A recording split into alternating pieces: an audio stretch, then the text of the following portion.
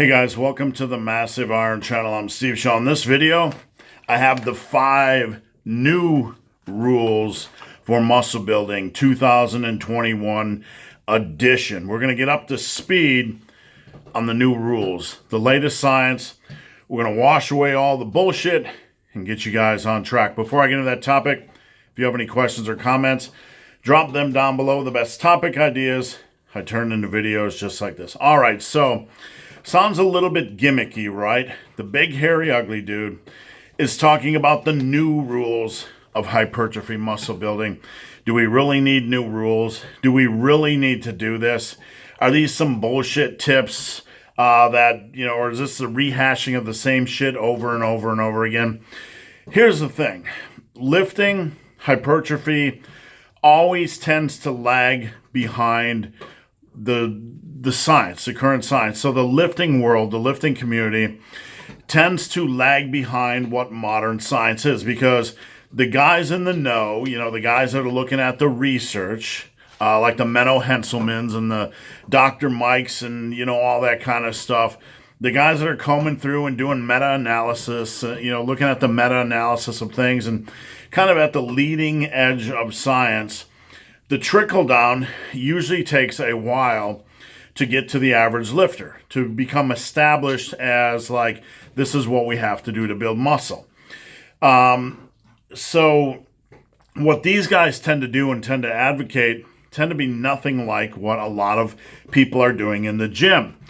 For a long, long time, back in my day, got something in my eye, a cootie. Back in my day, when I got on the lifting boards and I was talking about, I would mention there is some validity to full body work. There is some validity to frequency. I was considered an idiot by a lot of people because that wasn't common knowledge back then. And then the science kind of turned a little bit, okay? And now the science is kind of turning back a little bit. We got to a point where we went too far to one side, where it was all barbells and full body. And if you're not doing frequency training with barbells, you're a big pussy, right? You're an idiot. But that's not where we're at now. So let me get into it.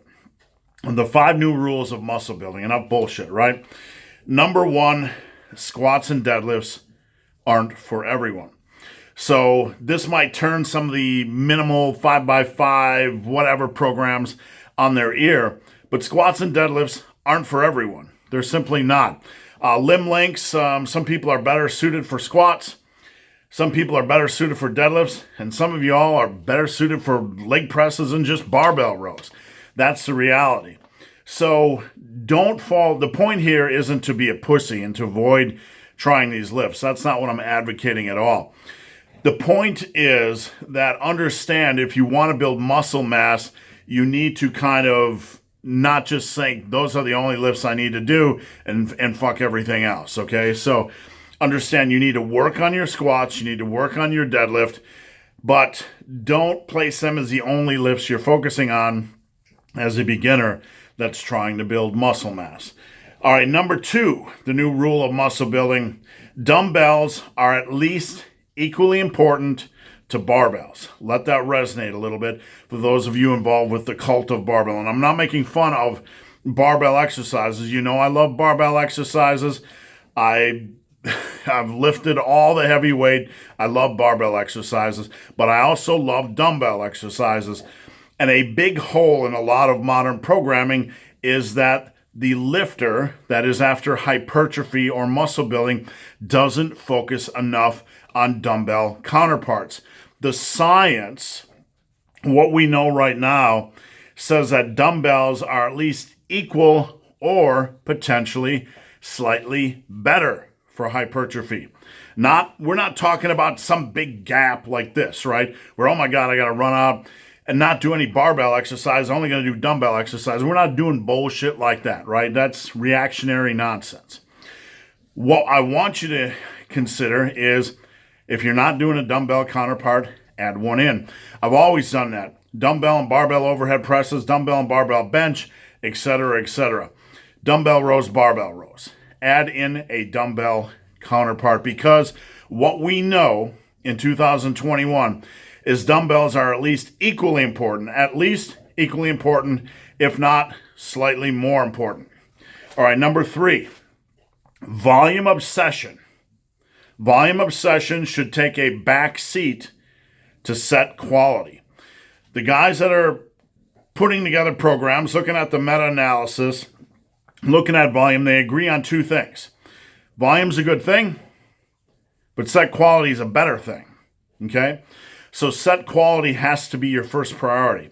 Don't just rush out to add volume, okay? Don't just rush out to add volume. First, you need to master the art of set quality. Set quality. My rep goal system that I put out 6-7 years ago, or however fuck long it's been, focus people on set quality. That's right? I never change. I've always known everything. That's just a little humor, but hey, I can't help it if I've always been right, even when the science didn't agree. Back then, the rep goal system made you focus on every set. Quality, quality, quality. Maximize every set, maximize your progress. That was the tagline. What I had people do was push every set for as many quality reps as possible. Stop that set when your form starts to break down or when you feel like you're going to fail on the next rep. Only safe sets. Only safe reps. These days, I talk more about bar speed. If you see the bar speed start to slow down, probably a good idea to stop the set. Now, the rep goal system was something that once somebody got past the novice area, I would have them do that. I would have them do 2 or 3 sets like that. Really intense, really quality. And then for my clients now that on board with me, generally they're only doing 1 set out of every 3 or 4 like that, unless it's the bench press or things like that. What we're trying to do is move them to more quality sets. So before you worry about volume, you need to worry about quality.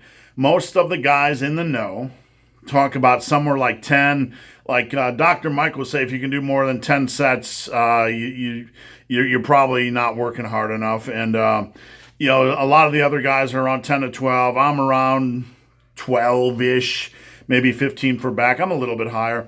I think I can work a little bit more volume in, but this is something you can work over time.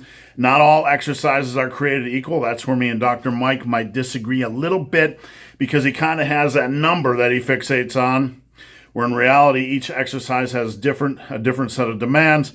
So you might be able to do some more work for quality sets for different body parts. But anyway, instead of focusing on volume, focus on set quality. Number 4, and this one's going to piss some of you off, and you're going to drop the comments and etc. Go right ahead. But you know what? It behooves you, behooves you, Google it if you don't know what it means. It behooves you to take this seriously. Frequency doesn't matter much. It doesn't. I've been telling you this for years, and people have been making fun of me and calling me an idiot and a fucking fool. But in the meantime, my ass has been out in the real world training with everybody you can imagine. That was my job. I was in the industry. And I said it over and over again on this channel, and you can do your research. At least 98% of the people I know that have good results did it with body part splits. That's the truth. Not making it up. I didn't have a horse in the race.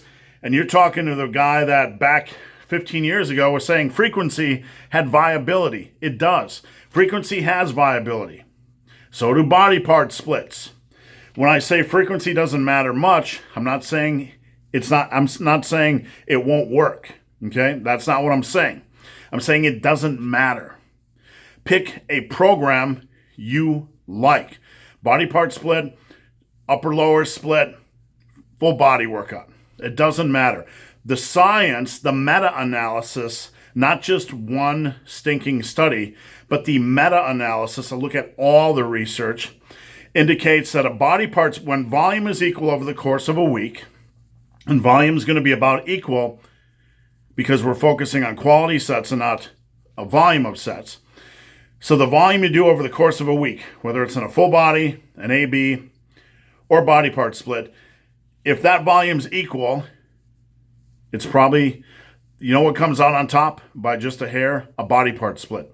By just a hair. It looks like a body part split is actually better for you when weekly volume is equal. And weekly volume is going to be pretty much equal because you are focusing on quality sets and not volume. So don't get caught up in this, I have to train with frequency stuff. It's okay to experiment. It's okay to use a body part split. And in fact, when you look at the science, a body part split, as we currently know it, with the modern science, might be a hair better. So there you have it. But there's a lot of variables in training. The majority of my clients do an AB type of split. Some of them do push-pull legs. A very small percentage do full body. And probably 20% do body part splits. So I'm not against anything. Each person has a different set of how they like to train. And I structure a program based on that. And so should you. All right, last rule of muscle building for 2021. Exercise variety is a good idea. And this is what Faz and I talked about yesterday.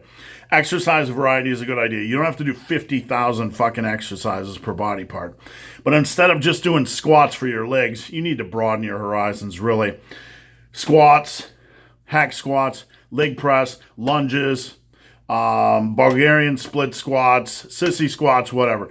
Chest, you don't just do bench press. You do bench, maybe incline dumbbell, you do dips, rows, you do barbell rows, dumbbell rows, seated cable rows, lat pull downs, pull-ups, etc. The point here is to get in a reasonable amount of variety, because what we know, what we understand now, the science is telling us that there is kind of regional hypertrophy. There is a very specific response to an exercise.